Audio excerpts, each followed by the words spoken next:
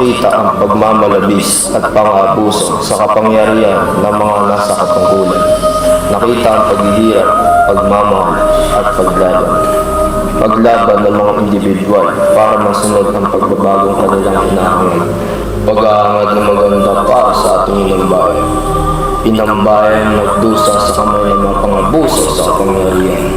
Takot, pag-ibig, lakas at dahas. Ang bawat dugong pumatak ay dapat bigyan ng katarungan. Katumbas